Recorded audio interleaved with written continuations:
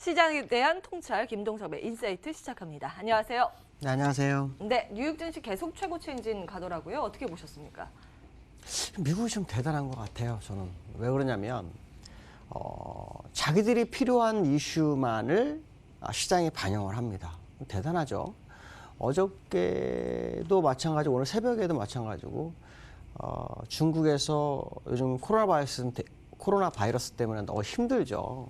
그런 과정 속에서 이제 미국 제품에 대해서 지난번에 매겼던 관세 750억 불에 대해서 그 관세를 절반으로 내리는 그런 상황을 냈죠.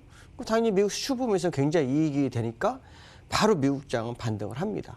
근데 아시아 시장은 또 전혀 다른 모습을 보이죠. 물론 어저께 우리나라 시장은 66포인트인가요? 그렇게 올라가지고 어마어마하게 올랐었는데 완전히 시장을 보는 관점이 다른 겁니다. 그러니까 미국은 정말 자기들의 필요한 재료만을 찾으려고 하는 것 같고요. 그다음에 아시아는 역시 우한 폐렴 때문에 그 영향권에 있고요.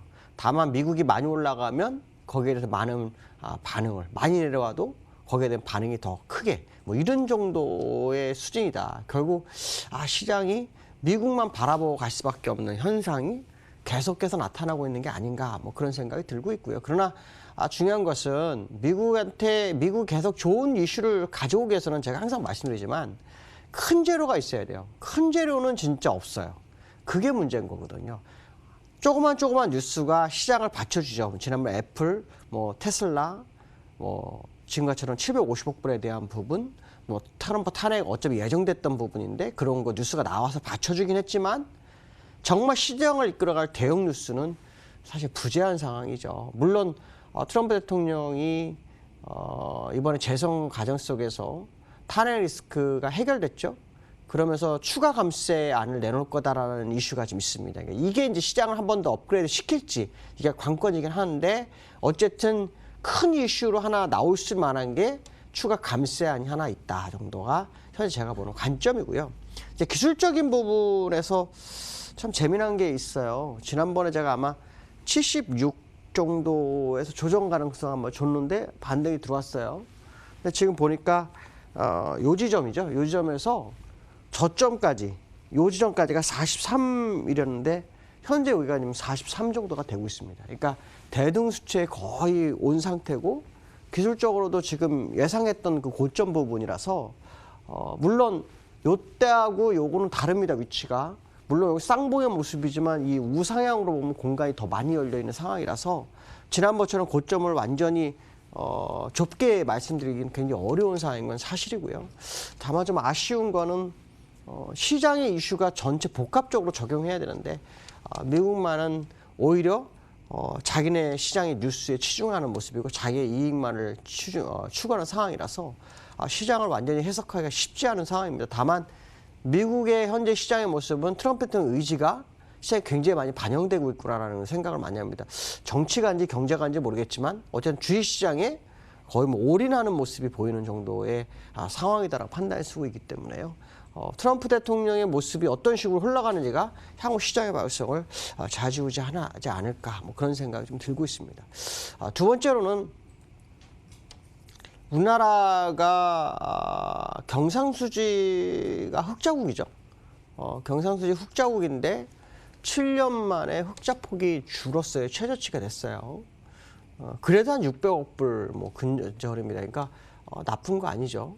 문제는 뭐냐면 경상수지가 흑자의 기조에 있더라도 추세적 흑자를 유지해야지 추세적으로 흑자가 줄어드는 상황이라 그러면 어느 순간인가 뚝 떨어지죠. 문제는 뭐냐면 이거를 방어할 수 있는 방법이 뭘까에 대한 생각을 해봐야 됩니다. 이제 우리가 앞으로 알아봐야 될 거죠. 첫 번째는 아시겠지만 수출이 느는 방법밖에 없죠. 수출이 많이 늘어서 수익을 늘리는 방법. 근데 현재 상황에서 수출이 많이 늘 수 있는 상황일까요? 얼마 전에 반도체 가격이 싸서 좀 늘었다라는 얘기 있지만 모든 업종에서 늘 것이냐에 대한 생각은 굉장히 고민을 해봐야 할 부분이죠. 근데 이제 시장에서 방어하는 방법이 하나가 있죠. 그게 뭐냐면 원달러입니다. 원달러를 1,200원대로 올려놓으면 얘기가 좀 달라집니다. 그러니까 경상수지가 6년 만에 줄었다는 부분을 보면 여기서도 지금 원달러가 7년 만에 최저치라고 그랬잖아요. 여기서부터 여기까지 올랐어요. 1,223원까지. 그 위치가 9월입니다. 9월.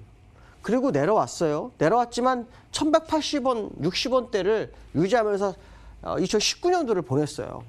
근데도 경상수지 흑자가 줄어들고 있어요. 그 얘기는 뭐죠? 수출이 어마어마하게 줄었다는 거죠.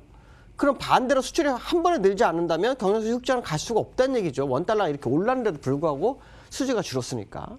자, 그 얘기는 원달러가 지금 현재 가격이 적정하냐라는 의문점을 가질 수 있다는 거죠. 제가 이 얘기를 해드리고 싶어서 이걸 가지고 나왔습니다. 무슨 말이냐면 원달러에 따라서 주가 시장도 변화가 오잖아요.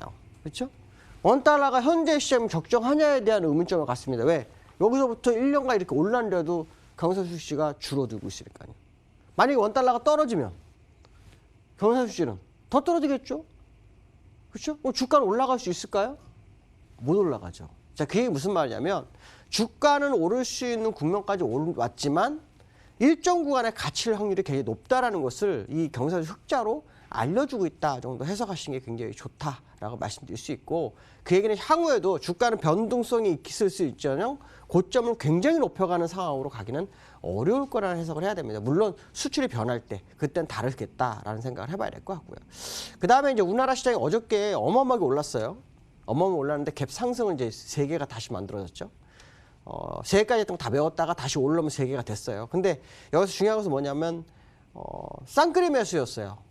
근데 쌍끌이 매수가 정말 오랜만에 들어왔는데 오늘은 또 쌍끌이가 아닌 상황입니다. 여기서 우리가 알아야 될 것은 뭐냐면 기관의 매수세가 시장에 굉장히 중요하구나라는 것을 알려줍니다. 무슨 말이냐면 여기 보시면은 기관이나 외국인이 매수했지만 기관이 들어오기 시작한 건 요거였거든요. 5천억 어저께.